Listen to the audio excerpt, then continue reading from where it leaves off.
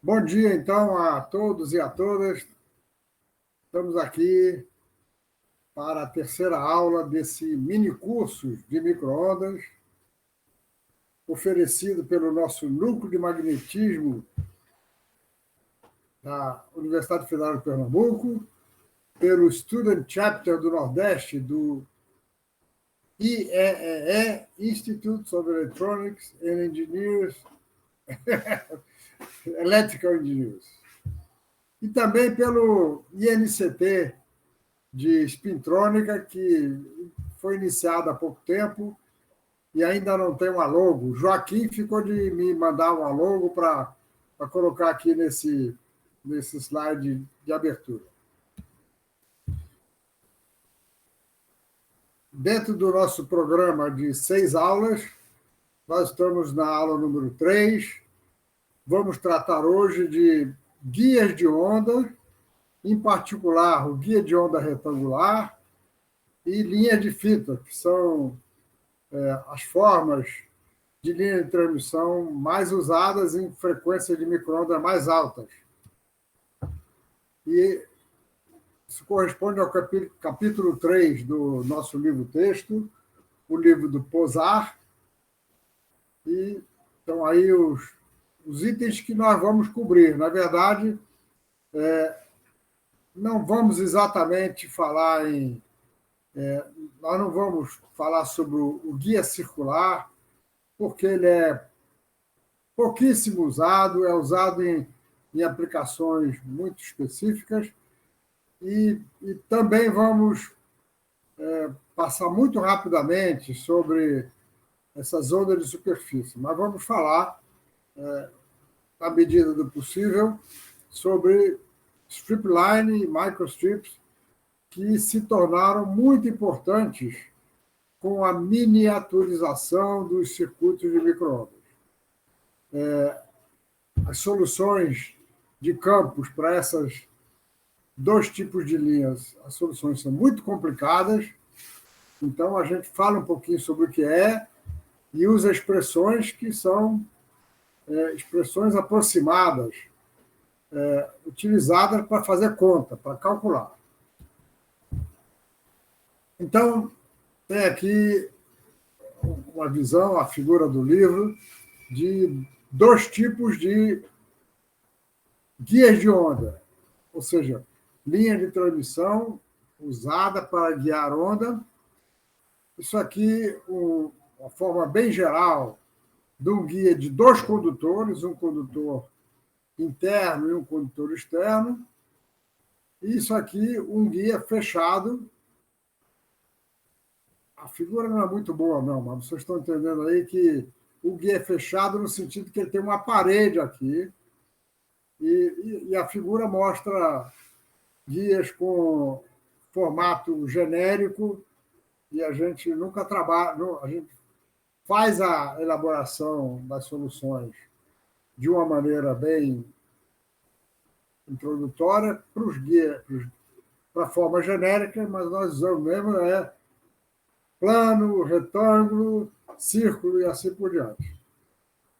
Então, para qualquer um desses guias, nós vamos representar o campo elétrico e o campo magnético na forma que nós fizemos na aula passada para corrente, para tensão e corrente complexas.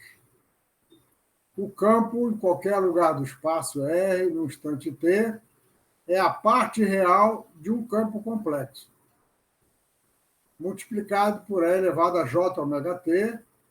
O campo magnético, da mesma forma, a parte real do H complexo. O H complexo varia no espaço, mas ele não varia no tempo, já que a dependência no tempo está no E elevado a J ômega T. E as equações de Maxwell para os campos complexos, E barra e H barra, como eu falei, os físicos usam para o vetor sempre uma setinha, mas os engenheiros, para ganhar tempo, em vez de fazer uma setinha, fazem só uma barrinha. Essa barrinha aqui quer dizer vetor.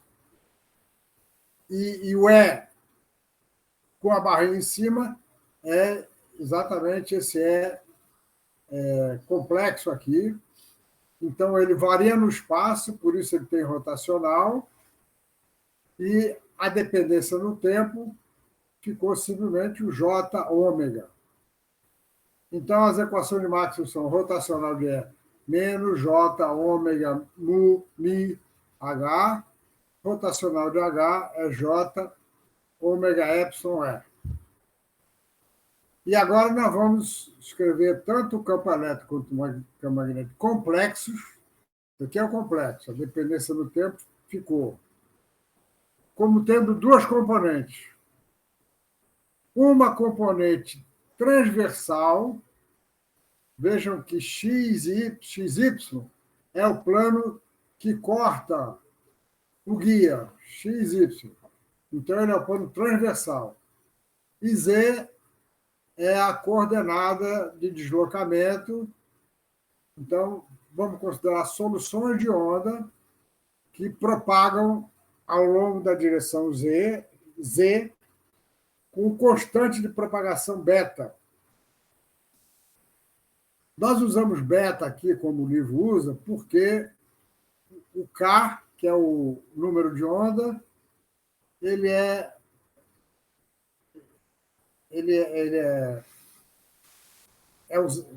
os dois vão ser iguais para a onda TM, ou para uma onda no espaço.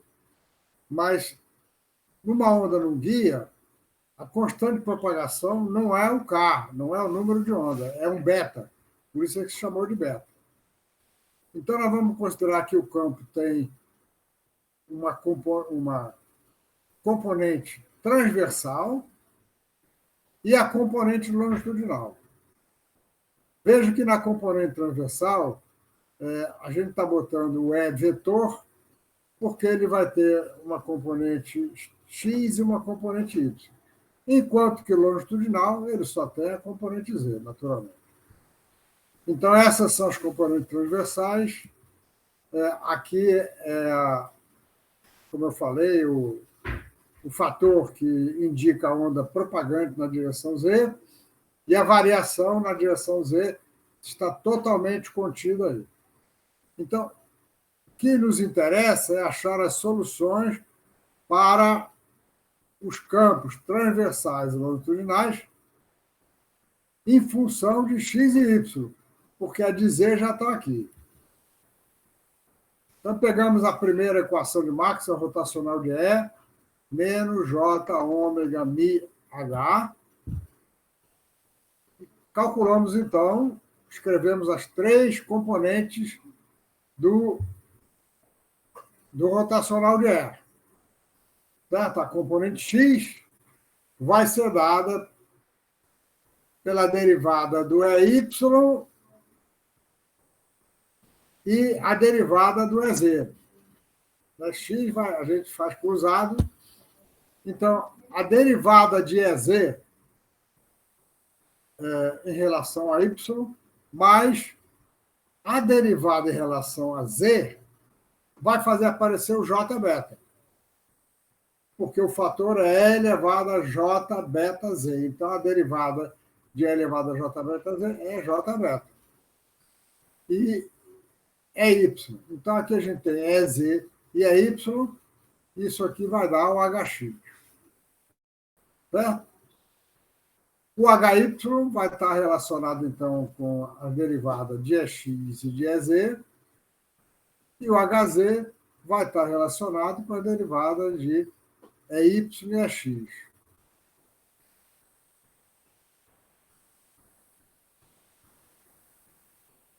Olha, como eu falei nas outras aulas, qualquer dúvida aí, falem, porque não adianta levantar o braço que eu não estou vendo vocês.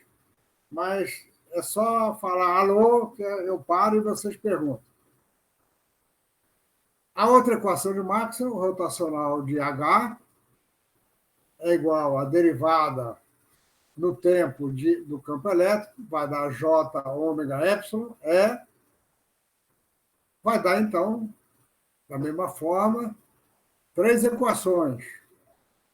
É X relacionado com HZ e HY, é Y relacionado com HX e HZ, e é Z relacionado com Y e HX. Então, nós temos 6 equações escalares. E, naturalmente, vamos procurar agrupar e simplificar para poder tirar as grandezas que nos interessam. Vejam que em todas as equações aparece uma componente Z, ou de H ou de E. Então,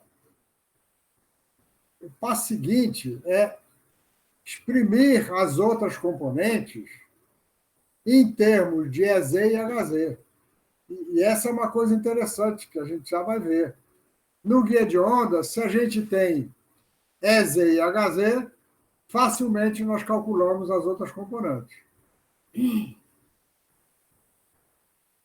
Então, o próximo passo é exprimir as componentes transversais em termos das componentes longitudinais, EZ e HZ. Para isso, o que a gente faz?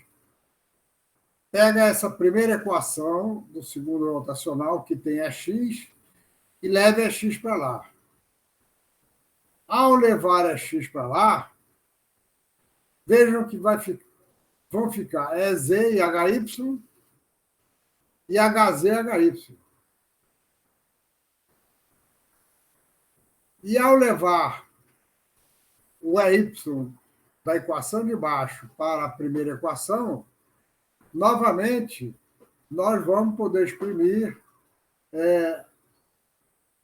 algumas componentes em termos de EZ e HX, e, portanto, nós obtemos duas equações para o HX.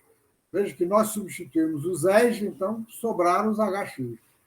Então, HX e HY são perfeitamente determinados se nós conhecemos EZ e HZ. EZ e HZ. Então, HX é J dividido por KC ao quadrado. KC ao quadrado é isso aqui, nós vamos interpretar daqui a pouco o que ele é. KC ao quadrado é K ao quadrado menos beta ao quadrado. K é ômega sobre C, que é a mesma coisa que ômega raiz quadrada de mi epsilon. É o nosso número de onda, que a gente conhece muito bem, para onda plana no espaço. No espaço ou no meio uniforme, com permeabilidade μ e permissividade epsilon, isto aqui é 1 sobre a velocidade de propagação, portanto, K é igual a ômega sobre C. Então, esse K é o nosso conhecido número de onda, que é 2π sobre lambda. E Kc ao quadrado é este K conhecido, porque a gente conhece a frequência e conhece a permeabilidade e a permissividade. O Kc ao quadrado é esse K ao quadrado menos beta ao quadrado, onde beta é a constante de propagação no guia de onda, que a gente ainda não tem, mas qualquer que seja ela vai dar, então, Kc ao quadrado. Então, vejam, o Hx é J sobre Kc ao quadrado, ômega epsilon, conhecidos, derivada de EZ em relação a Y, menos beta derivada de HZ em relação a X. Enquanto o HY é menos J sobre Kc ao quadrado, ômega epsilon, derivada de EZ em relação a X, mais beta DHZ dy. Então, isso quer dizer o seguinte: se nós resolvermos o problema do guia de onda para EZ e HZ, a gente calcula o HX e HY. Nós não precisamos resolver os 6 ao mesmo tempo. A gente resolve primeiro para EZ e HZ. Naturalmente, fazendo de forma semelhante a substituição desse HY aqui embaixo, e e o Hx na equação correspondente, nós obtemos equações para x e y. E, novamente, nós conseguimos exprimir x e y em termos de EZ e HZ. EZ e HZ. Portanto, o nosso problema agora se reduz a resolver o formato dos campos, a variação no espaço para EZ e HZ. Porque, feito isso, com 4 derivadas, a gente calcula as outras componentes que interessam. É x, é y, hx, é hy. Como eu disse, então, o K é o número de onda, o Kc é chamado o número de onda de corte, cutoff wave number. Nós vamos ver por que ele chama de corte daqui a pouco. Vamos entender daqui a pouco. Repetir as equações aqui. Para Hx, Hy, é x, é y, em função das componentes longitudinais. E vamos, então, inicialmente, tratar de ondas TEM. Ondas TEM são ondas com campo elétrico e campo magnético transversais. Ora, uma onda TM é uma onda que tem EZ e HZ iguais a zero. Certo? Como o nome diz, elas são ondas com campo elétrico e magnético transversais. Ora, se EZ e HZ são nulos, isso aqui é nulo, e, portanto, o Kc ao quadrado vai ter que ser nulo. Então, para haver campos transversais, vai ser necessário que Kc ao quadrado seja zero. Se Kc ao quadrado é zero, como Kc ao quadrado é K quadrado menos beta quadrado, a gente conclui que para uma onda TEM, a constante de propagação beta é o próprio K, número de onda, que é ômega sobre a velocidade da onda, portanto, ômega raiz quadrada de μ, isso é igual a 2π sobre lambda.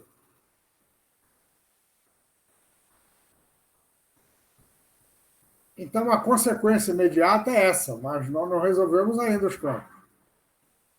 E se Kc é igual a zero, significa dizer que a relação entre K e ômega é essa que está aqui. K é igual a ômega, raiz quadrada de ômega c.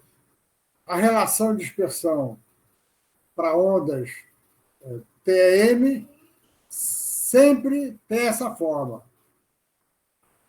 A frequência varia linearmente com K.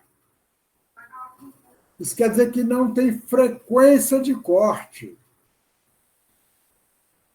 O número de onda de corte, quando ele é diferente de zero, isso implica que há uma frequência de corte. Frequência de corte quer dizer o seguinte: a onda não propaga abaixo de uma certa frequência, que é a frequência de corte. Mas para uma onda TM, não há frequência de corte.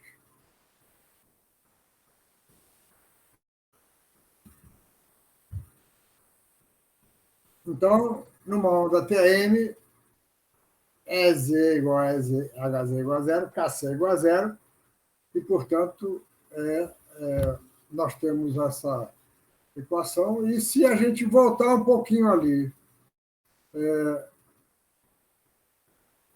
temos que voltar um pouco mais atrás,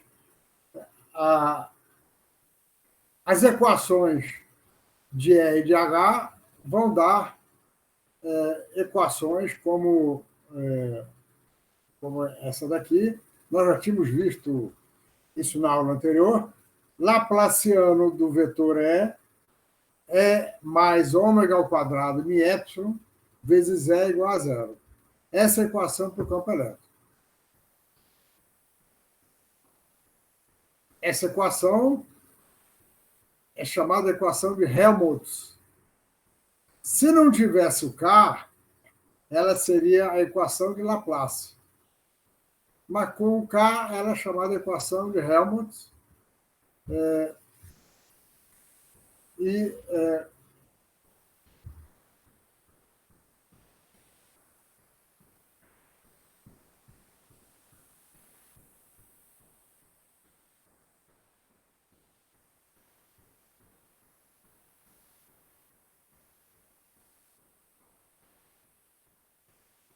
certo? E aí,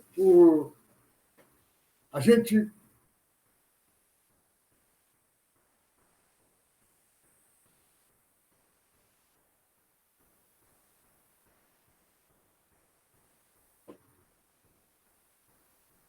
É só um pouquinho, estou tentando. Tá bom, tá bom. Para componente, para a variação em Z, nós já tínhamos visto, foi visto aí atrás, que ela é simplesmente o beta, J beta Z. Então, a derivada, nós já conhecemos a variação em Z. E a derivada segunda do campo transversal é menos beta quadrado vezes o campo. Como beta é igual a K, então isso aqui é menos K ao quadrado é X. Então, D2 dZ2 mais K ao quadrado é igual a zero. Isso aqui é zero. E, portanto, nós ficamos com uma equação de Laplace em duas dimensões para a componente EX. D2 dx2 mais D2 dy2 de EX é igual a zero. Então, numa onda TM, os campos transversais satisfazem a equação de Laplace. Eu fiz isso aqui para o campo elétrico e a mesma coisa vale para o campo magnético. A componente transversal do campo magnético. Então, os campos de ondas TM têm a mesma variação espacial de campos estáticos. Isso aqui é a variação para o campo estático. E por isso nós podemos definir um potencial escalar, que a gente representa pela letra φ de xy. Ela é uma função das variáveis no plano. De tal maneira que o campo transversal, vetor, que depende de x e y, é menos o gradiente transversal. Esse T aqui quer dizer só com as variáveis x e y. Gradiente do potencial, como se fosse um potencial escalar. Ele não é escalar, porque está tudo variando. Então, não, ele é escalar, quer dizer. Ele não varia no tempo e ele é uma grandeza escalar. Portanto, tem que calcular o gradiente para obter o campo. E, naturalmente, esse potencial satisfaz a equação de Laplace. Ora,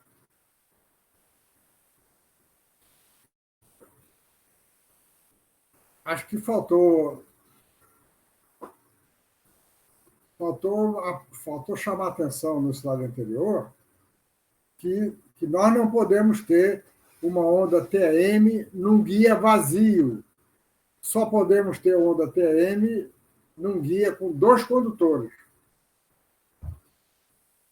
Então, o campo elétrico na região dos dois condutores vai produzir uma diferença de potencial entre os dois condutores. Essa diferença de potencial, essa tensão, é φ1 menos φ2, que é dado pela integral de 1 a 2 de E dl, a integral de linha do campo elétrico. A corrente é dada pela lei de Ampère, circulação do campo magnético. Então, para uma linha com dois condutores, pode ser com dois condutores, um dentro do outro, um do lado do outro. Se tiver dois condutores, a gente define univocamente uma tensão e uma corrente. E, portanto, nós vamos poder fazer a relação entre V e I. E a relação entre V e I vai ser igual à razão entre EX e HY. Essa integral daqui vai dar o EX, e essa integral daqui vai dar EX e AY. E essa aqui também vai dar HX e HY, porque a gente tem campo dos dois. Mas o fato é o seguinte, nós definimos a impedância de onda como sendo a razão entre EX e HY. Isso dá ômega mi sobre beta.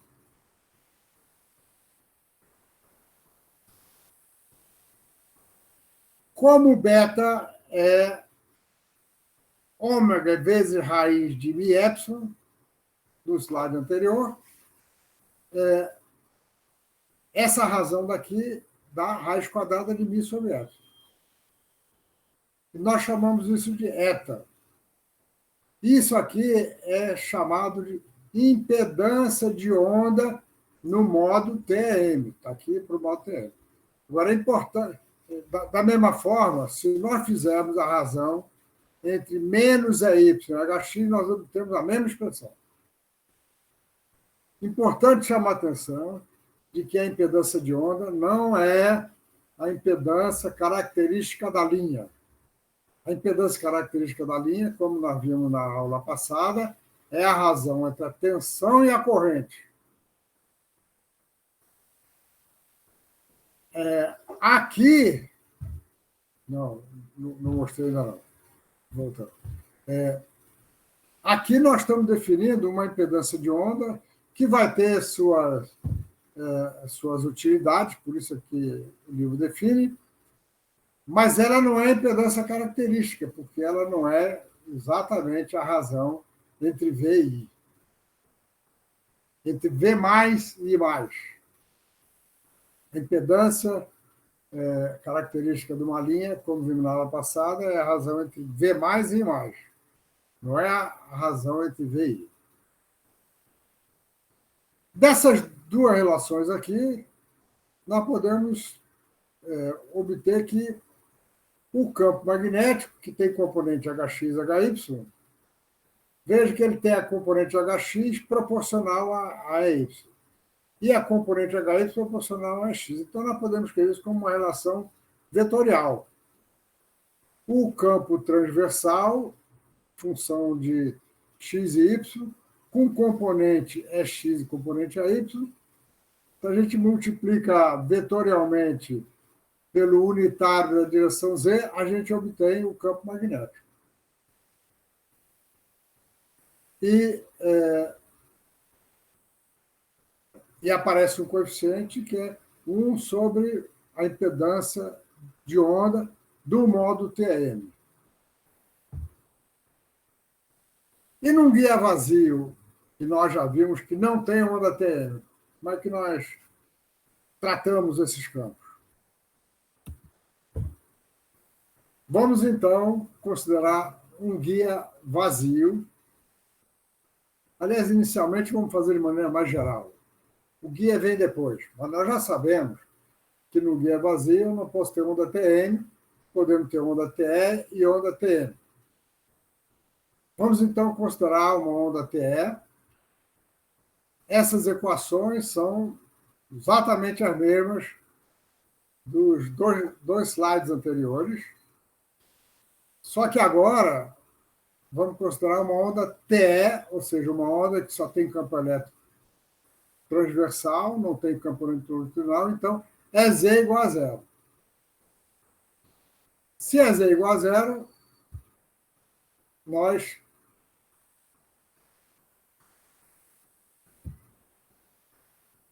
temos 4 daqueles 8 termos nulos.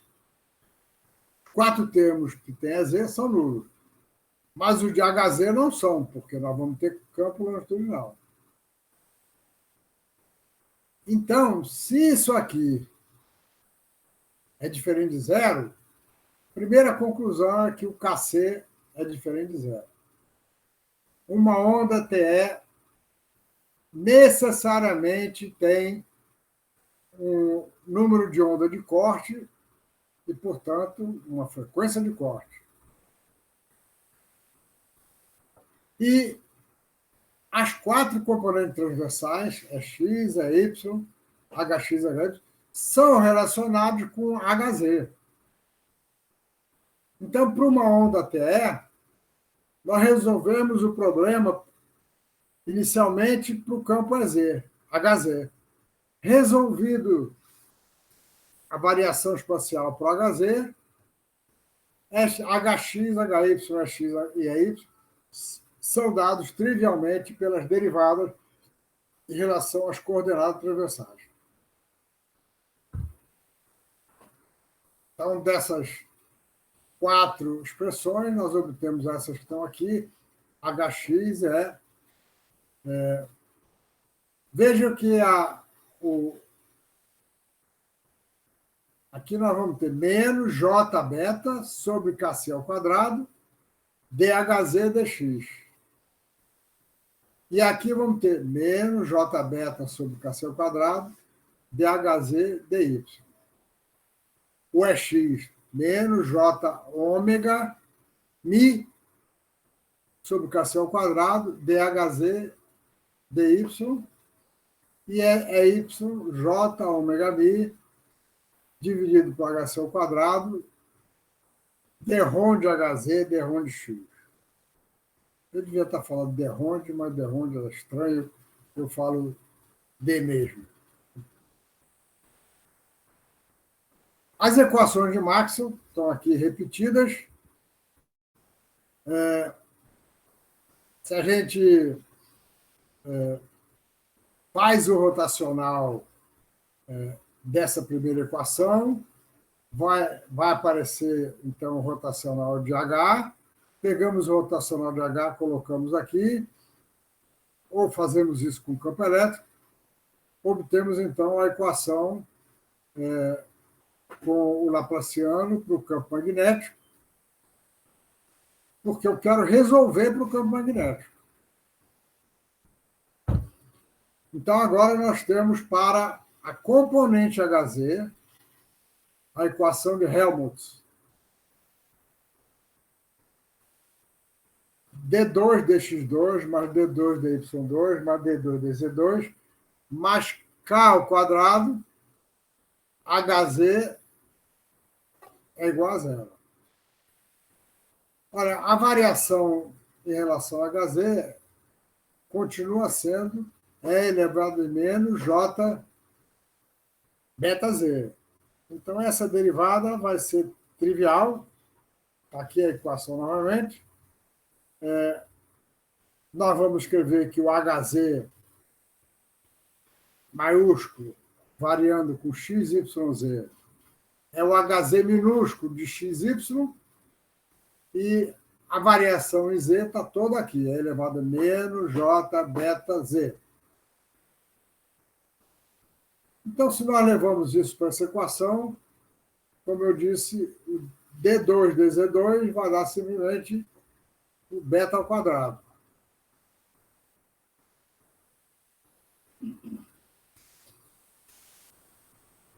Menos beta ao quadrado. Então, aqui nós tínhamos K ao quadrado.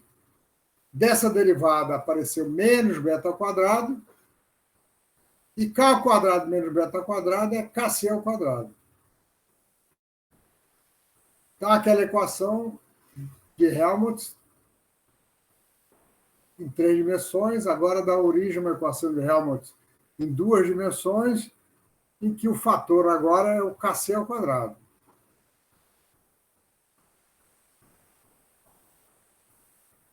Então, para obter o campo HZ, basta resolver essa equação de Helmholtz para o campo HZ, resolvido, por isso ele leva para aqui, nós temos, então, o campo HZ completo, a partir do qual nós podemos calcular todas as componentes do campo elétrico e do campo magnético, usando aquelas relações anteriores.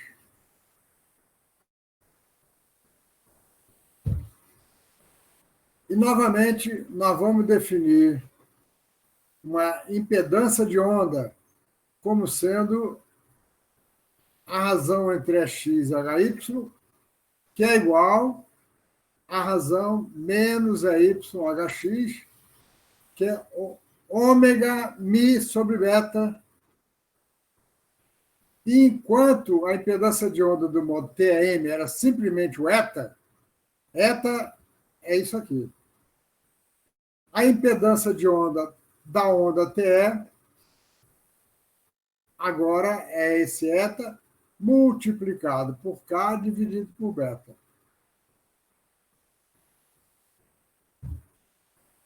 E, novamente, nós podemos relacionar,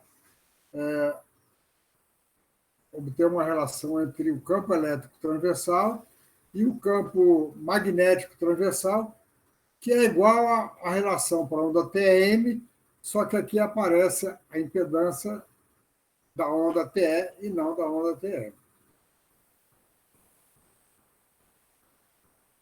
Então, para uma onda TE, da mesma forma, para uma onda TM, quando nós formos resolver o problema para um guia com um formato específico, o nosso problema é resolver a equação de Helmholtz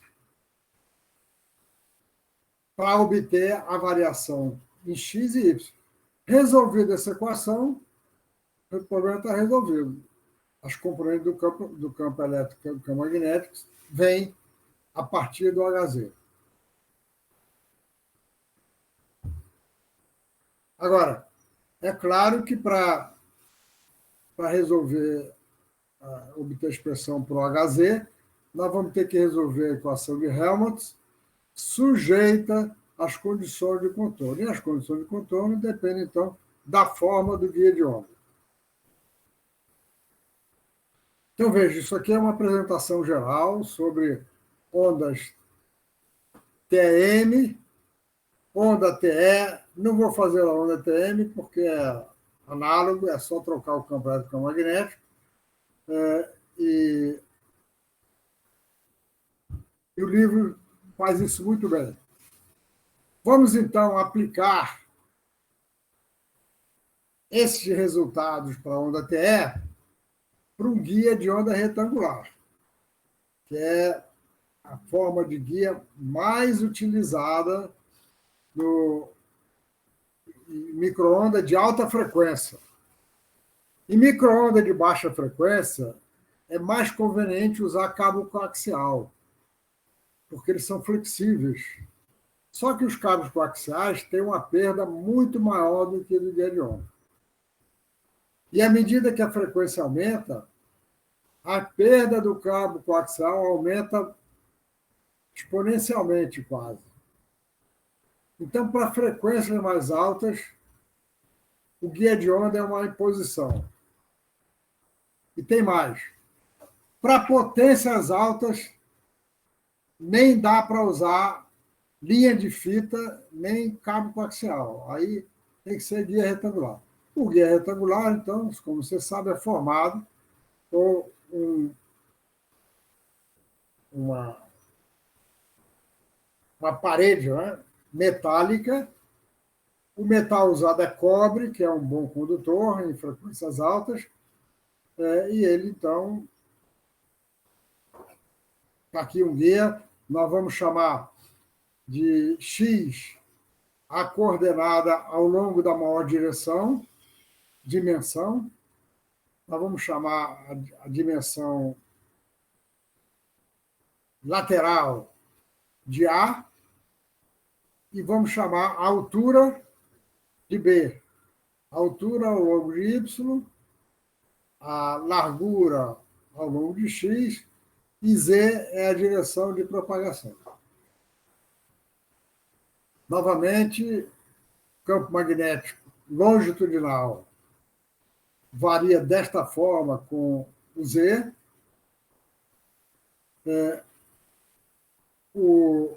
A equação de Helmholtz está aqui, e nós resolvemos o problema por separação de variáveis, como vocês fizeram já na graduação, na pós-graduação e assim por diante.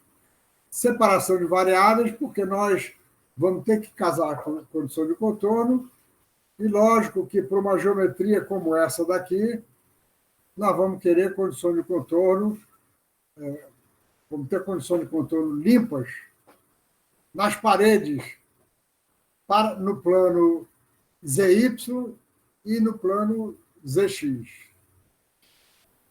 Então, nós podemos resolver essa equação com separação de variáveis, escrevendo que o campo magnético longitudinal, componente transversal, é o produto de uma função só de x e outra função só de y. Aí substituímos isso aqui nessa equação, dividimos pelo produto xy maiúsculo, temos então 1 sobre x grande, é d2x dx2, mais 1 sobre y grande, d2y dy2, mais kc ao quadrado.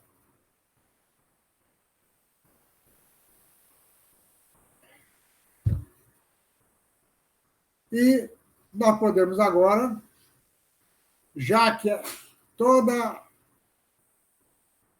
variação em x está aqui e toda variação em y está aqui, e como x e y é independente, nós podemos escrever que isso aqui é uma constante, isso aqui é uma constante, um parâmetro. É um parâmetro.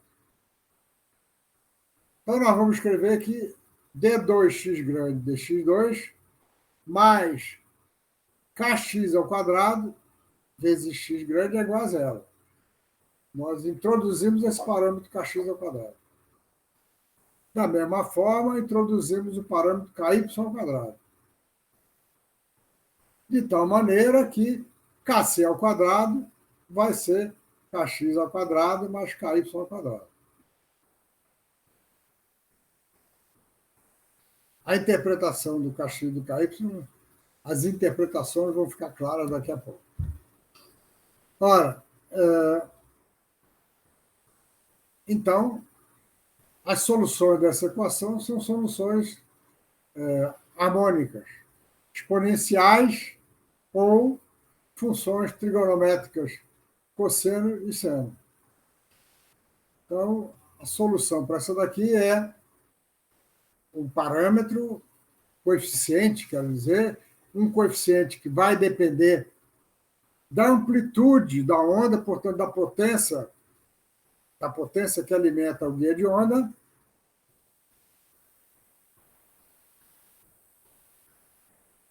coeficiente A, cosseno de kx mais outro coeficiente B, seno de kx, seno de kx, que multiplica C cosseno de ky mais D seno de ky. Essa é a solução geral. Vamos ter que casar as condições de contorno. Então, o campo X é o campo nessa direção aqui, portanto, o campo nessa direção é um campo que está nesse plano aqui. Em x igual a zero, ele tem que ser zero. Aliás, x igual a zero, não, y igual a zero. Y igual a zero, que aqui ele tem que ser nulo, porque no plano condutor o campo é nulo. Então, y igual a zero ele é nulo. Mas ele também é nulo e y igual a b, que é o plano de cima.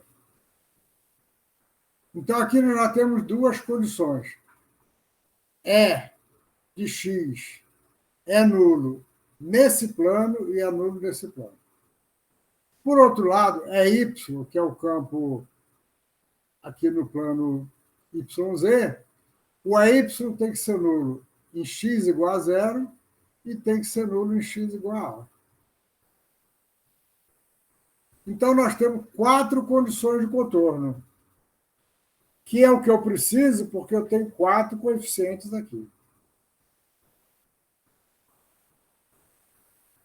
Vai ficar uma dependência, naturalmente, porque falta definir a potência transportada pela onda. Então, estão aqui as condições de contorno. Eu tinha esquecido dessa animação aqui, bem instrutiva. Aqui.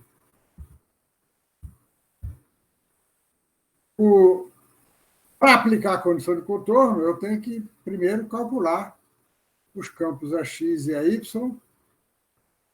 a partir do campo HZ. O campo HZ está aqui. Então, fazendo a derivada HZ em relação a x, nós obtemos o AX. DHZ dy, nós vamos ter, então, esses coeficientes aqui, mas a derivada em relação a x vai aparecer o kx aqui. Então, desculpa, a derivada em relação a y vai aparecer o ky.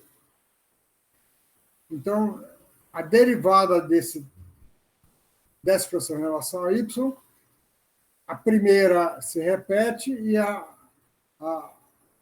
aquela que é a função de y, a gente acha a derivada, o cosseno virou seno e o seno deu um cosseno. Agora vamos fazer a derivada... Não, desculpa, antes. Com isso aqui, nós obtemos o seguinte.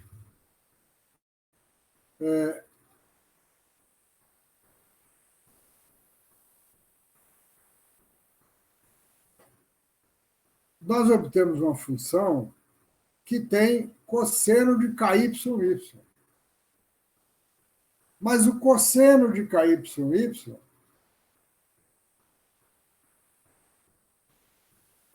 ele é diferente de zero. E y igual a zero e y igual a b.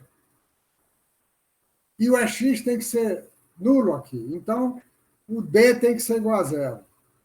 Esse coeficiente é nulo, porque o cosseno não é nulo. Agora, o seno vai ter que ser nulo em y igual a zero e y igual a b. E se seno de KY, para que seno de KY seja nulo, é preciso, então, que KY seja igual a um múltiplo de π sobre b, portanto, πn, πb, para n igual a 0, 1, 2, 3, assim por diante. É um múltiplo. Com isso, esse termo daqui é nulo nesse plano. Esse aqui é nulo porque o D foi anulado. E resta, então, esse termo daqui, em que o A e o B vão depender de outras condições e da potência. Então, a partir do casamento dessa condição de contorno, nós obtemos um coeficiente e uma expressão para o outro, para o KY. Da mesma forma, a partir de HZ, nós calculamos a Y,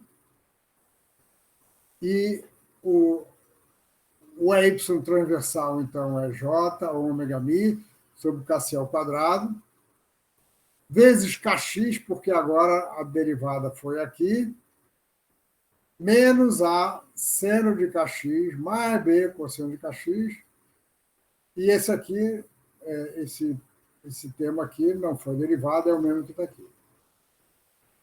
Então, novamente, agora nós temos o seguinte. Em x igual a zero, o campo Y tem que ser nulo, porque ele é tangencial.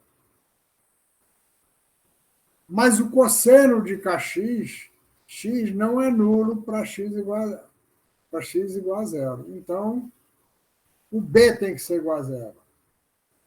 O B é igual a zero e o kx vai ser o múltiplo de π sobre A. E com isso nós determinamos esse coeficiente aqui é nulo, esse coeficiente é nulo, e, portanto, essa expressão vai simplificar, porque não vai ser o produto de duas somas, é simplesmente o produto de funções trigonométricas. Veja, se esse aqui é nulo, esse aqui é nulo, só sobraram o A cosseno de kx e o C cosseno de ky, que é o que está aqui, 2 cossenos. E o produto dos outros coeficientes vai dar um outro coeficiente que eu vou chamar, então, de um A índice MN. MN são os índices do modo que nós vamos ter aí. O M e o N surgiram, voltando aqui, o N surgiu do casamento dessa condição de contorno e o M dessa daqui. Isso aqui passa a ser uma característica importante do modo que nós estamos considerando. Então, veja, nós vamos ter um grande número de soluções, porque o M e o N vão variar de 0 a qualquer número infinito. E nós vamos ter, então, ondas TE-MN. A partir do HZ, nós calculamos os 4 campos.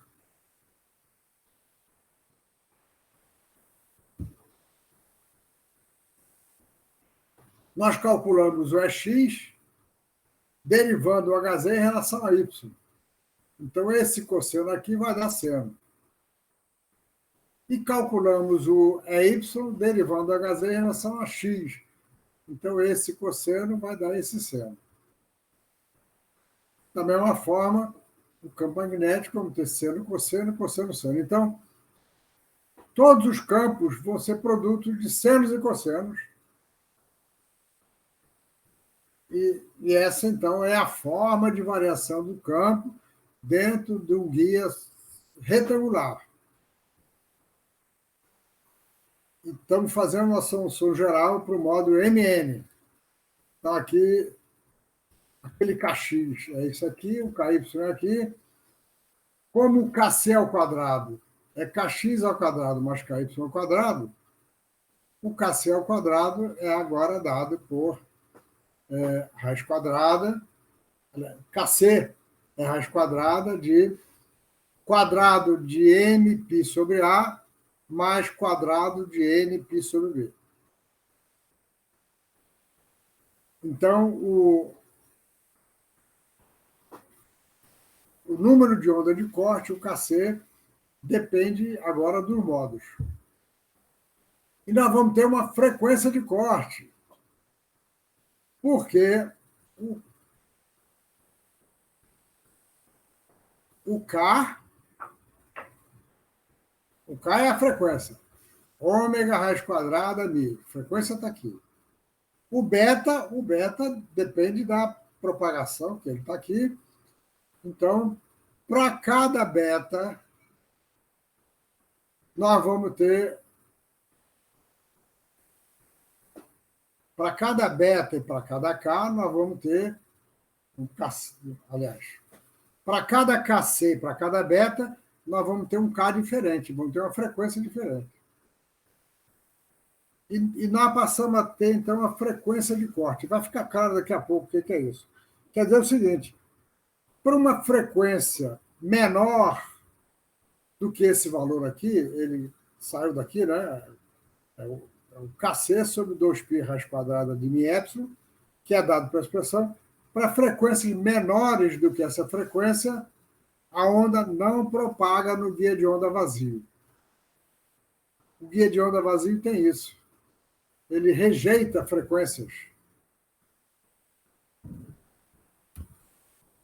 Repetindo, a expressão para a frequência de corte, isso aqui é a velocidade da onda no meio, e nós temos, então, essas relações com o K e com o beta, e temos, então, a partir daqui, nós temos a relação de dispersão. O ômega está no K, K é igual a ômega sobre C, então nós temos aqui que a frequência é beta ao quadrado, a frequência ao quadrado ômega sobre C ao quadrado, beta quadrado mais KC ao quadrado. Então, ômega é igual a C raiz quadrada de KC ao quadrado mais beta ao quadrado. E, portanto, a frequência vai ser dada por essa expressão aqui. A frequência vai estar relacionada com a constante de propagação, mas ela não é proporcional, como era na onda TM. Nós podemos fazer esse gráfico para diferentes valores dos índices NN. Vamos considerar um guia de onda com largura 2,286 e altura 1,016. Essas dimensões são as dimensões internas do guia de onda para a banda X. A banda X, aquela que vai mais ou menos de 8 a 12 GHz, era chamada banda X. O guia de onda dele tem essas dimensões. Já vamos entender por que tem essas dimensões. Está aqui. Então, para o modo M igual a 1 e N igual a 0, se vocês fizerem a conta aí, usando qualquer programinha, Fortran, matemática, Maple, assim por diante, vão obter uma curva que começa quadrática, depois ela fica linear. Professor, então, pois não. Onde é que está a dependência com o material aí, no caso, se for cobre ou revestimento de ouro internamente? Ela está aqui no MiEpsilon, mas como eu estou fazendo por um guia vazio, ela sumiu aqui. Ela está aqui nesse C, Rafael. Ah, tá certo. Ela está nesse C, ou seja, se eu tiver um guia de onda cheio do material dielétrico, aqui em vez de ser C, é a velocidade no dielétrico, que é igual a C sobre raiz de MiEpsilon. Certo? Perfeito, professor. Obrigado. Aqui eu não disse, vou depois anotar aqui, para o ar, para um guia vazio. Vazio quer dizer no ar, sem dielétrico dentro. Para o modo 1,0, a frequência de corte é 6,56 GHz. Para o modo 2,0, a frequência de corte é 13,1. Para o modo 1,1, a frequência de corte é aqui 16, mais ou menos. Então, veja o seguinte, se eu pegar esse guia e alimentar ele com uma onda com frequência abaixo de 6,56, a onda não propaga. Ela vai ser uma onda evanescente, ela não propaga. E para que isso serve? Serve pelo seguinte, quando eu vou usar um guia para propagar uma onda, eu não vou querer ter um monte de modos. Por quê? Porque eu quero que o campo elétrico seja máximo numa região, o campo magnético na outra, e cada modo tem um campo máximo numa posição diferente. Então, os guias de onda são usados para bandas específicas. A banda X vai de 8 a 12. Então, vejam que interessante. De 8 a 12, o guia retangular com essas dimensões só tem um modo que propaga nele. Só tem um modo. Os outros modos não propagam nele. Os modos TM, como eu falei, tudo que eu fiz no modo TM, eu posso fazer no modo TM. Para o modo TM, as frequências vão estar aqui em cima também. Então, aquele guia de onda retangular que tem no laboratório com essas dimensões, se você jogar uma onda lá, só vai ter um modo. E é por isso que esse modo é chamado o modo dominante. É o modo TE 10. Modo dominante é o modo que tem menor frequência de corte e e é um modo que só propaga onda acima dessa frequência. Ele tem n igual a 1, n igual a 0, e aí a frequência de corte, Rafael, agora eu botei aqui o mi-epsilon. A frequência de corte por modo 0 é 1 sobre 2A raiz de mi-epsilon. Agora, se vocês puserem num guia, nesse guia retangular, uma onda com frequência 25 GHz, ela vai propagar. Mas ela vai propagar e ela vai gerar vários modos. Ela vai gerar modo 1.1, modo 2.0, modo 1.0. Então, vai ser uma confusão de modos que não são interessantes se nós quisermos ter uma configuração de campo bem definida. A mesma coisa ocorre com fibra ótica. As fibras óticas que têm dimensões de alguns micrômetros e, portanto, dimensão muito maior do que o comprimento de onda da luz, uma linha multimodo é uma linha que propaga vários modos. E para propagar luz visível, por exemplo, num guia de onda, nós podemos usar uma fibra multimodo. Mas se nós quisermos levar informação coerente, como é, por exemplo, uma onda carregando informação da internet, é uma onda com modulação digital, a gente usa fibras óticas monomodo. Minha gente, isso aqui é a chave para os guias fechados e vai ser importante vocês lerem com muito cuidado sobre tudo isso. No livro, como eu falei, o livro explica muito bem. E o resto, em termos de guia de onda, é simplesmente mais complicaçõezinhas. Mas vamos continuar um pouquinho mais. Vamos agora considerar para o modo dominante as expressões completas do campo.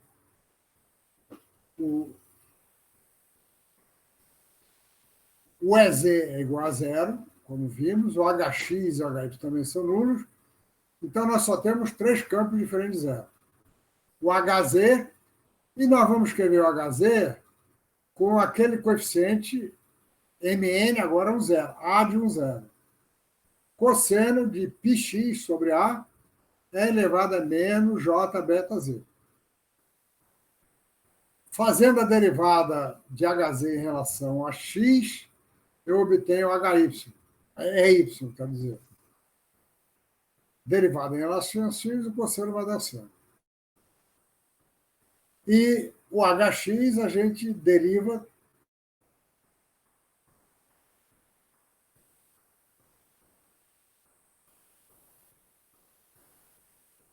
em relação a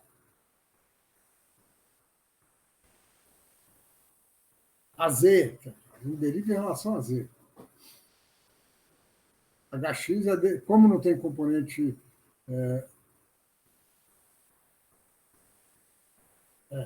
o HX vem da derivada do HZ em relação a Z, e, portanto, apareceu aqui o J beta. Temos 3 campos com uma forma bem simples, variação de seno e cosseno. Vamos ver, então, como é que uma onda como essa se comporta aqui no guia. Porque veja o seguinte, essa onda aqui, o EY e o HX, eles têm a mesma variação, que é com seno de πx. Em x igual a 0, eles são nulos, aí eles vão aumentar assim, vão diminuir e vão ser nulos também em x igual a A, porque o seno de de π é igual a zero. Ora, esse seno aqui eu posso escrever como a soma de duas exponenciais. É elevado a i kx, é elevado a i kx menos kxx. Então, está aqui, esse é o seno de kx.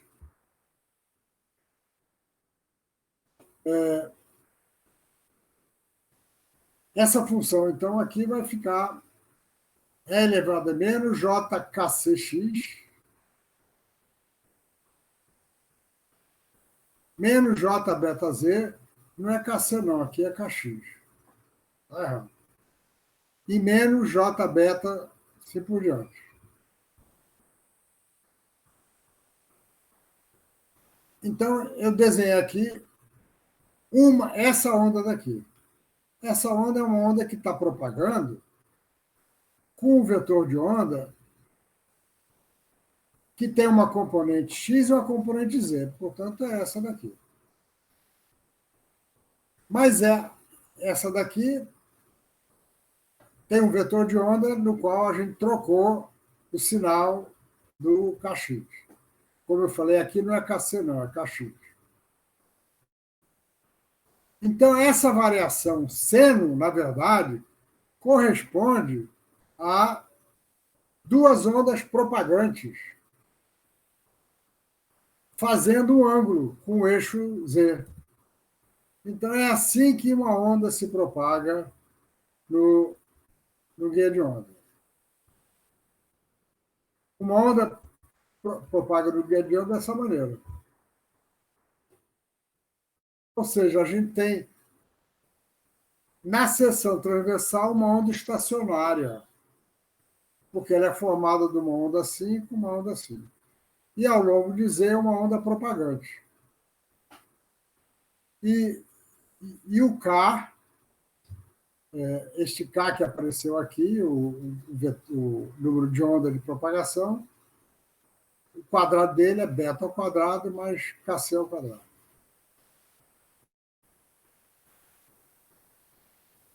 Porque aqui eu fiz para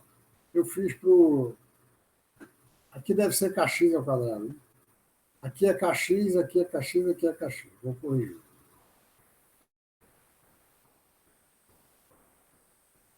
E o K da propagação está relacionado com o comprimento de onda no espaço livre. A propagação ao longo de Z, ela também tem um comprimento de onda, mas não é o mesmo comprimento de onda da onda no espaço livre. É chamado lambda G. G é de guia. Lambda G é 2π sobre beta. Beta é a constante de propagação. E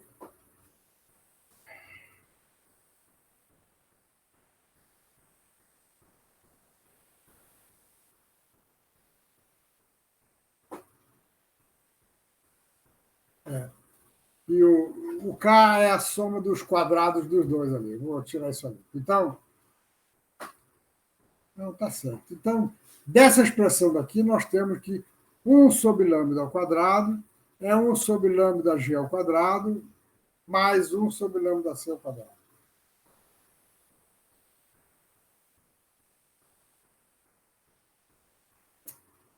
É lógico, é kc mesmo, desculpe. É porque o π sobre A é kc, não é kx, não. Eu estou enganado. Vai dar no mesmo. Pronto. Repetindo aqui, vamos agora ver o que acontece quando a gente aumenta a frequência. Se a frequência é muito maior que a frequência de corte, o K é muito maior que o comprimento, que o número de onda de corte, então agora a propagação das componentes se dá num ângulo muito maior. E agora vejam que nessa composição aqui, nós vemos que o comprimento de onda de lambda G aumentou. Diminuiu. O beta aumentou, o lambda G diminuiu. Beta é aproximadamente igual a K, e, portanto, o lambda G vai ser aproximadamente igual a lambda. Agora, se nós diminuirmos a frequência, então o ângulo dessa onda aqui diminui e quando a frequência F tende para a frequência de corte, o K tende para KC, o beta tende para zero e o comprimento de onda tende para o comprimento de onda de corte. Que é isso aqui, 2π sobre 2A. Portanto, π sobre A.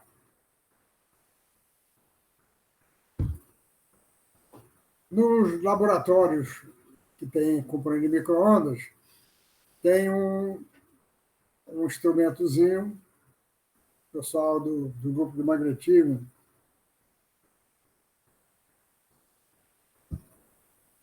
já viu alguns que nós temos no laboratório, ele é usado para fazer medidas como essa. É um guia de onda que tem aqui uma fenda estreita, aqui em cima entra um cabo coaxial com uma ponta de prova que entra no guia de onda. Só um pouquinho. Ela entra no guia de onda, o cabo vai para um detetor. Quando a gente tem uma onda dentro do guia de onda, nós vamos ter uma onda estacionária, de uma maneira geral, mais a onda propagante. Aqui tem uma régua graduada. Quando nós giramos esse botão aqui, o carrinho corre para um lado ou para o outro. Essa régua é graduada em milímetros e o que nós fazemos é exatamente medir a variação da amplitude ao longo do guia e, com isso, nós podemos medir o comprimento de onda lambda G. A distância entre dois pontos de máximo vai ser metade de lambda G. A distância entre... Porque ele é uma onda estacionária, passa por um máximo, depois o mínimo, a distância de dois máximos é o comprimento de onda, a distância de máximo para o mínimo, só que o mínimo aparece como o máximo, é o lambda G. E a gente tem uma medida direta também do fator de onda estacionária.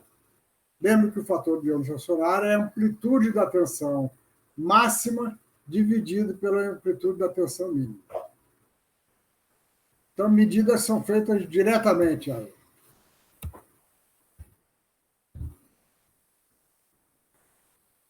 Voltando um pouquinho, estou quase terminando aí o guia retangular. Novamente, estou repetindo as expressões dos campos. A impedância de onda, como nós já vimos, é x sobre hy, que é igual a y sobre hx, é a mesma expressão que eu tinha mostrado antes.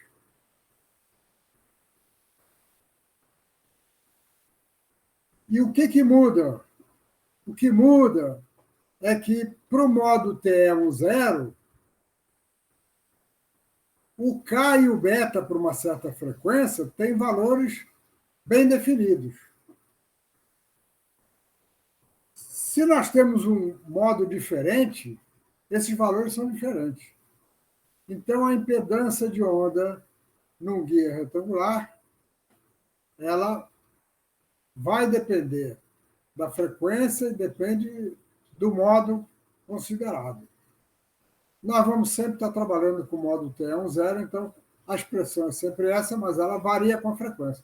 Então, veja, isso aqui não pode ser a impedância característica do guia, porque a impedância característica é característica.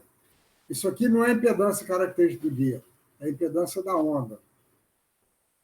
Nós vamos tratar de impedância característica do guia daqui a 2 semanas.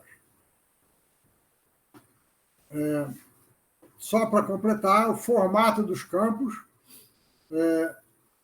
o campo magnético tem componente Hx e Hz. E o campo elétrico só tem componente EY. Então, o campo elétrico é representado por esses pontinhos aqui, porque ele é formado por linhas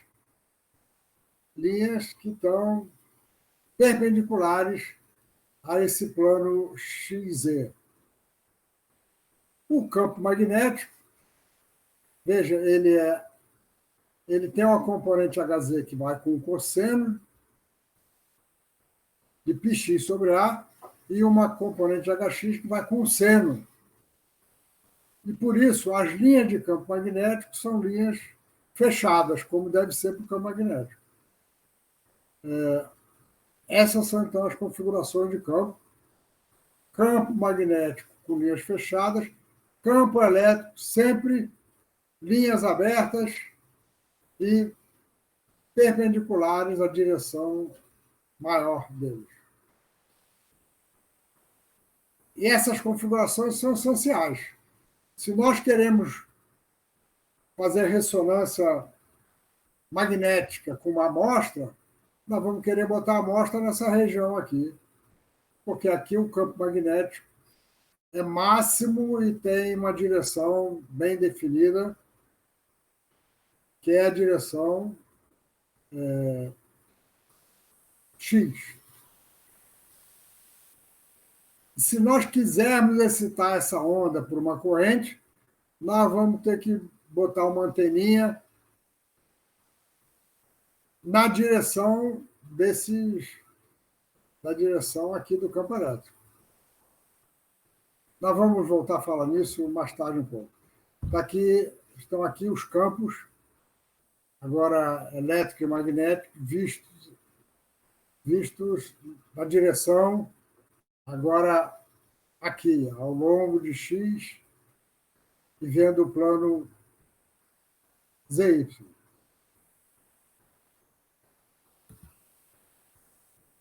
Professor, posso fazer uma pergunta? Pois não, pode usar, vamos lá. Eu sei que é uma definição, né, da impedância da onda se propagando, mas eu queria entender por que ela é uma razão entre os campos elétrico e magnético, e ainda mais por que é uma razão entre componentes perpendiculares.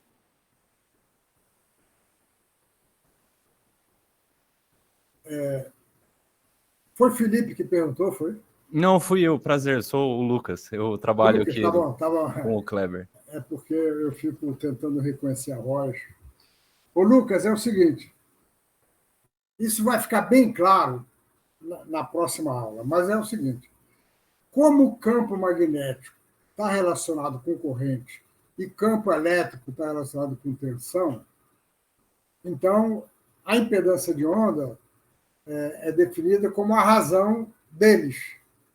Só que, como nós vimos aí, a gente define pela razão entre EY e HZ, ou é a mesma coisa, aliás, é Y, é X, que é a mesma coisa entre as outras duas. Elas são iguais. E elas são iguais porque o rotacional de um vai dar o outro. Certo. Há uma relação direta entre eles. Chama impedância de onda, como eu falei, porque é uma razão entre duas grandezas que tem uma proporcionalidade com tensão e corrente. Entendi. Mas a relação entre elas vai ficar um pouco mais claro na próxima aula. Beleza, professor, obrigado pela resposta. Eu sei que eu enrolei, mas eu não tenho jeito de explicar melhor. Imagina, deu para entender super bem. Muito importante a potência transportada. A potência, como vocês sabem, com grandeza complexa, esse aqui é o vetor de Point, né?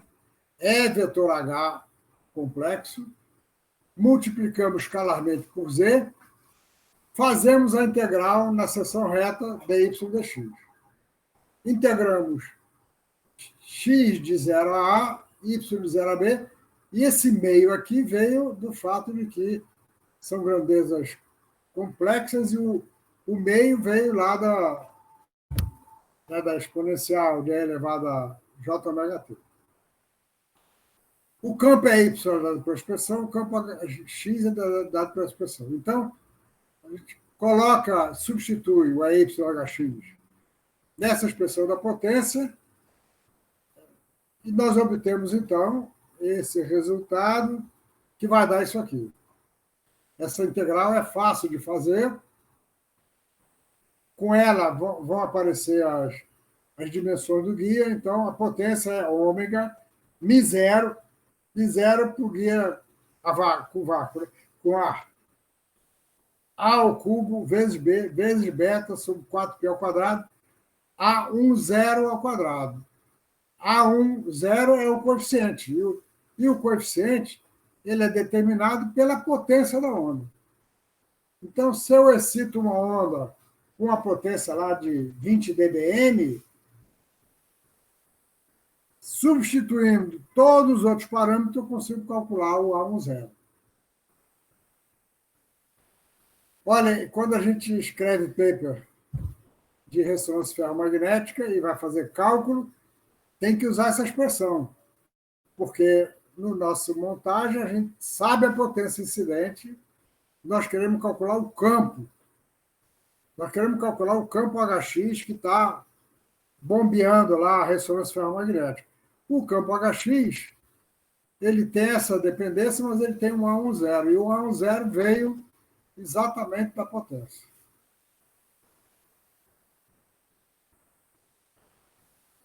O H máximo, o campo é máximo, o campo magnético é máximo aqui, né? E o campo elétrico também. Nós podemos, então, exprimir a potência em função do campo magnético máximo. E essa expressão que a gente usa nos papers. Potência, agora substituindo o beta pela expressão com lambda G, aqui é o campo máximo, campo de magnético e radiofrequência, é 4 raiz quadrada de P, dividido por raiz quadrada de F, μ0, lambda G, AB. O lambda G depende da frequência.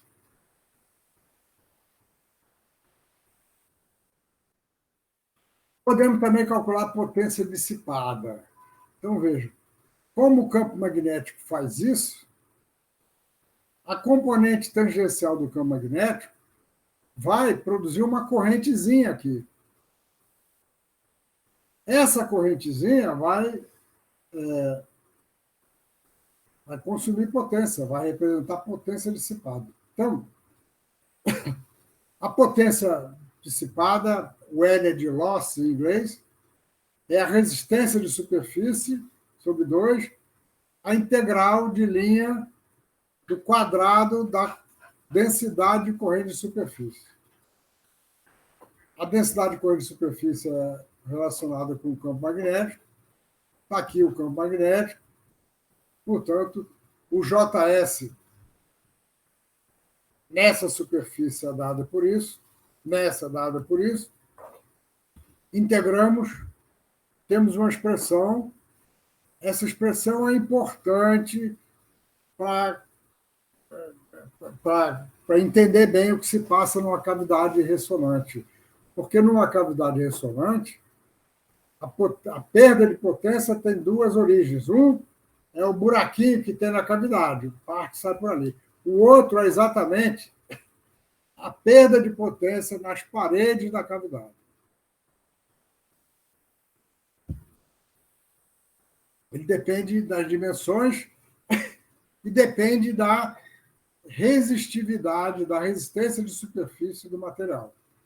Por isso é que a gente, quando faz uma cavidade, que é que ela tem um fator Q grande, a gente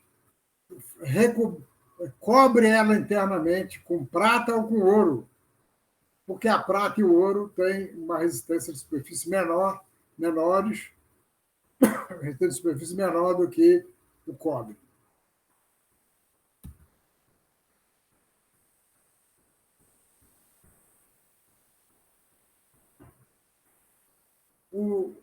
O resto aqui, faltam só 3 ou 4 slides. Eu vou continuar, porque a gente não tem muita conta que fazer, já que as configurações são complicadas. Uma stripline é formada por uma fita condutora. Isso aqui é uma vista, um corte aqui. É uma placa dielétrica com 2 planos de terra e aqui dentro uma fita condutora que vai ao longo da linha. Quando nós alimentamos ela com uma certa corrente de micro-ondas, ela propaga o modo TEM. E o modo TEM tem essa configuração. Campo elétrico indo de um condutor para a Terra e campo magnético com linhas fechando. O cálculo dessa configuração aqui é razoavelmente complexo e não dá para fazer analiticamente. Isso é feito numericamente. Uma linha de fita do tipo microstrip, que é muito mais usado do que a stripline, ela é formada por um plano condutor e uma linha aqui em cima.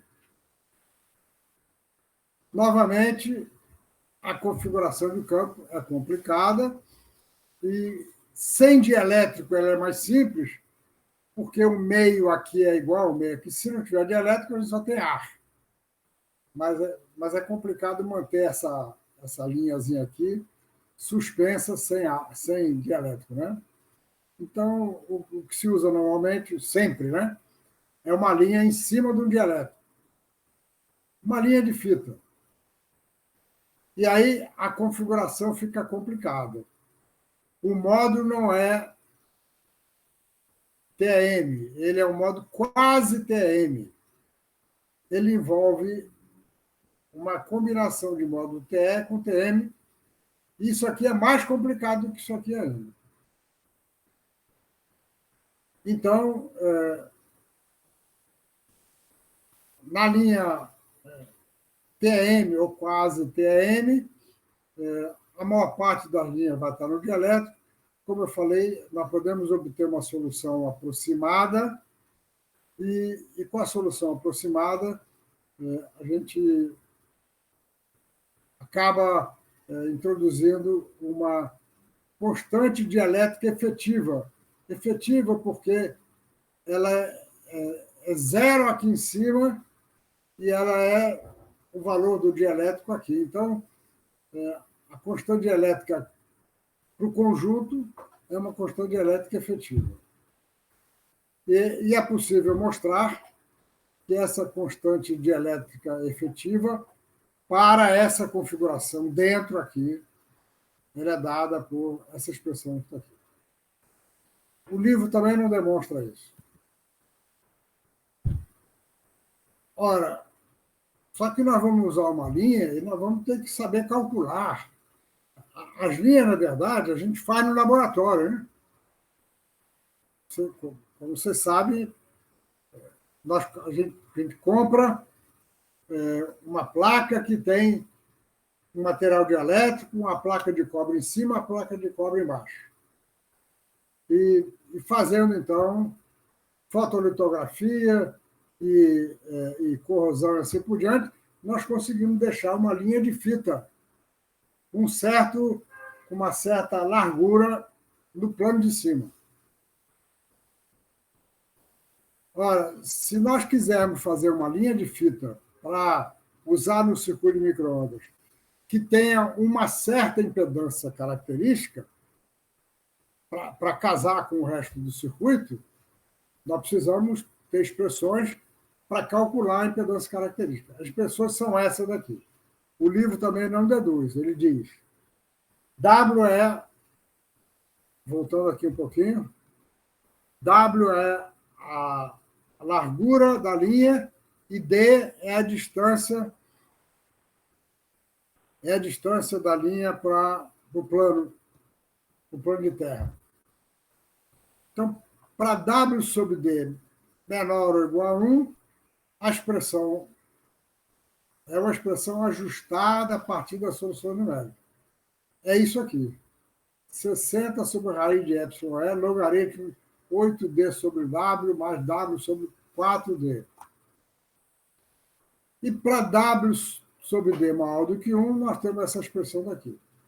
Isso aqui preciso calcular. Agora, a partir do Z0, essa aqui é a expressão original. Se eu quiser calcular uma linha, projetar uma linha, para o material cuja constante elétrica é εr, eu vou querer saber o WD, eu tenho que pegar a expressão de Z e, a partir dela, calcular o W sobre D. As expressões são essas que estão aqui. 8E elevado a A sobre E elevado a 2A menos 2, para W sobre D menor do que 2, onde A é dado por isso daqui. E para W sobre D maior do que 2, aparece aqui um B, portanto, qualquer de vocês que vá fabricar uma linha de fita para um circuito vai precisar usar essas expressões. Ainda bem que tem essas expressões, porque elas não foram desenvolvidas tão rapidamente, não. Então, no começo do nosso trabalho no laboratório, tivemos algumas complicações com esse problema. Pronto. Na próxima aula, nós vamos fazer análise de circuito de linha de transmissão, guia de onda, e vamos introduzir o conceito de matriz de espalhamento, que é importante para quem for usar VNA. O Vector Network Analyzer, ele usa parâmetros da matriz de espalhamento. Eu sugiro que vocês invistam um tempinho nos problemas que estão indicados aqui. Agora, tem uma observação importante. Como eu já falei com você anteriormente, não vou poder dar aula na próxima semana, porque eu vou estar em Ouro Preto, Rafael vai estar lá, Joaquim vai estar lá, Felipe talvez, Kleber talvez, alguns de vocês vão estar lá, né? Então, não tem aula semana que vem. E na semana seguinte, na quarta-feira, eu vou ter que fazer uma viagem. Então, excepcionalmente, daqui a 2 semanas, a aula vai ser na segunda-feira, dia 29 de maio. Vai ser a aula número 4 para tratar desses assuntos aqui. Professor, dá tempo de fazer uma pergunta do último slide? Dá tempo de fazer várias perguntas. Deixa eu só... Você vai querer ver os slides ou não? Eu gostaria. Então, peraí. Então, deixa eu voltar aqui. Daquelas últimas.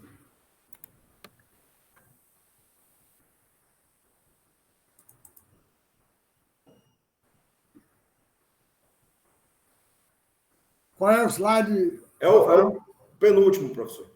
O penúltimo. Vamos lá.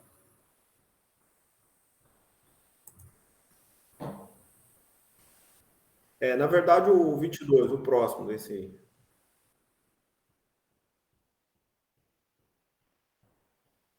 Essas equações, professor, elas são válidas para o caso em que a gente possa projetar o guia de onda com o vazio no meio, ou seja, sem o dielétrico?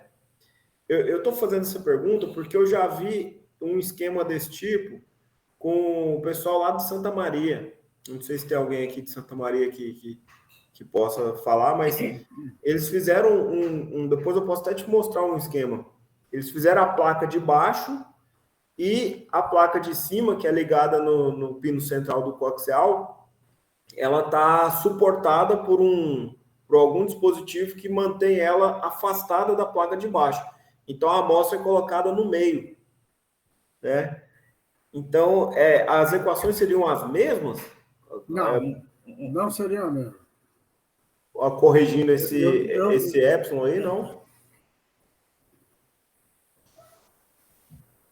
Rafael, eu não sei dizer, mas certamente não são as mesmas, porque a configuração de campo vai ser diferente.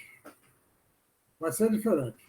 Certamente elas são aproximadas e, eventualmente, é preciso fazer ajustes. Agora, tem o seguinte, uma vez feito a configuração, dá para medir perfeitamente a impedância característica usando um VNA. Ah, tá bom. Então, se a gente não consegue ter uma expressão para calcular, eventualmente tem que fazer por... Começa a partir desse e faz por tentativa e erro. Tá, até chegar no 50 É, ohms, né? é. Entendi, entendi. Provavelmente é o que eles devem ter feito lá, né? Porque as dimensões que eles têm funcionado lá.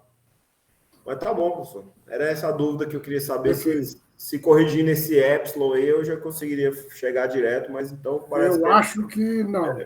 Não é só corrigir o epsilon, não. tá bom. Beleza, então, professor. Oi, professor, eu tenho uma pergunta também. Sobre o slide? Não, não precisa. É o Pablo. Pablo, diga, Ó, Pablo. o senhor falou que a gente pode pegar essas placas de circuito, que é a fenolite e o cobre por cima, e fazer a nossa configuração desejada. Eu já vi placas que são feitas não de cobre, mas de um material chamado duroide. O senhor pode me explicar qual a diferença? O duroide é para RF. Não, o Pablo, o duroide é o dielétrico. Não é a fenolite, o duroide é o que é o sanduíche. O duroide é no lugar da fenolite, então. Exatamente. Então, aquela cobertura então é cobre, normal. É cobre, tem que ser cobre. Tem que ser. O que tem é o seguinte, o duroide tem uma quantidade elétrica muito grande,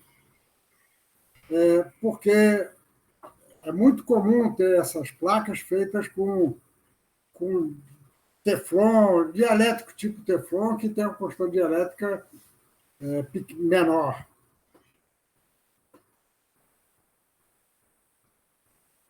Ou eu estou me confundindo? Então, para RF, o que eu sempre escutei é que é aconselhado usar o duroide. Isso, exatamente. Porque a placa com fenolite, com teflon assim por diante, ela é usada para frequências baixas, é usada para circuito impresso, para fazer circuito eletrônico. Para usar em frequência alta, é preciso ter um material com constante elétrica maior e também com baixas perdas. O essencial é baixas perdas em RF. Entendi, Aí professor. é que entra o duroide. Entendi, professor, entendi. Mas o metal é cobre mesmo. É cobre mesmo, tá bom. É. Tá bom. Obrigado, professor. Só isso. Professor, Edmilson. Diga, Edmilson. Só uma dúvida experimental. Sempre tive essa dúvida. Quando a gente está tentando fazer FMR e logo depois vai fazer spin pump, a gente põe os fios. E aí eu vendo as contas que eu estava fazendo ali, a minha pergunta é: a gente viu uma redução no sinal do FMR.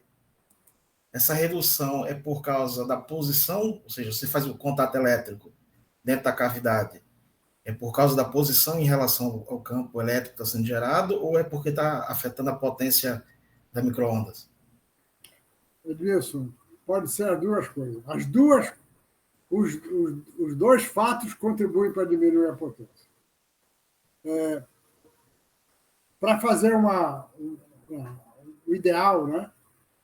Quando a gente tem uma cavidade com modo TE102, o ideal é a amostra estar no centro dela. Quando ela está junto da parede, o campo já é menor. E o ideal também é que a cavidade tenha um Q alto e seja bem casada. Bem casada para que a potência seja máxima aí. Então, a diminuição pode ser pelas duas razões. Ok, então, professor. É que a gente teve problemas aqui também, mesmo com a cavidade com Q bastante alto. Uhum. E aí teve que fazer algumas manobras para poder ver o sinal não afetado quando coloca os contatos. Vocês têm um espectrômetro de EPR comercial, é? Isso, é um EPR comercial. É o quê? Brooker ou Brooker. É várias? É É Brooker. Brooker. Era essa dúvida, professor. Obrigado. Tá bom. Tá bom, pessoal. Então, para alguns de vocês, até breve em Ouro Preto. Grande Tá abraço, certo. hein? Abraço, professor. Abraço a todos. Nos vemos lá em Ouro Preto, quem for. Vamos Até lá. Ouro Preto. Até mais. Até Ouro Preto. Obrigado.